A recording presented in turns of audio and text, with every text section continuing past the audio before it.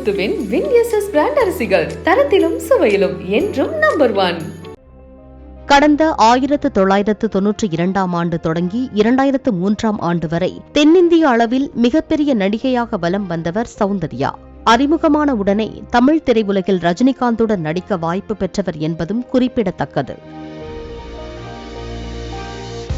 ரஜினிகாந்துடன் அருணாச்சலம், படையப்பா படங்களிலும், விஜயகாந்துடன் சொக்கத்தங்கம், தவசி ஆகிய படங்களிலும் நடித்துள்ளார். அந்த காலகட்டத்தில் தமிழில் முன்னணி நடிகரான கார்த்திக்கின் பொன்னுமணி படம் வாயிலாகத்தான் தமிழில் சௌந்தர்யா அறிமுகமானார் என்பதும் குறிப்பிடத்தக்கது.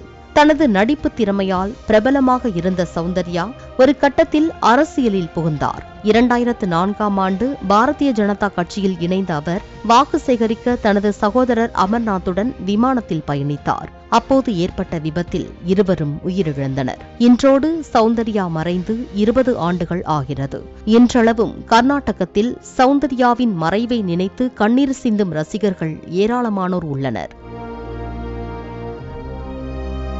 சௌந்தர்யா இறந்தபோது பெங்களூர் மற்றும் ஹைதராபாத்தில் 100 கோடி மதிப்புக்கு சொத்துக்கள் இருந்ததாக சொல்லப்பட்டது.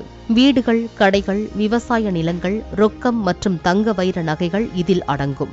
இதுகுறித்து சௌந்தர்யா உயில் எழுதி வைத்திருந்ததாகவும் கூறப்பட்டது. ஆனால் அந்த உயில் போர்ஜரி என்று கூறி அவரின் கணவர், தாய் உள்ளிட்டோர் மறுத்தனர். பின்னர் பல சர்ச்சைகளுக்கு பிறகு சௌந்தர்யாவின் சொத்துக்களை தங்களுக்குள் பிரித்துக் கொண்டனர். காங்கயம் முத்துவின் வின்எஸ்எஸ் பிராண்ட் அரிசிகள் தரத்திலும் சுவையிலும் என்றும் நம்பர் 1.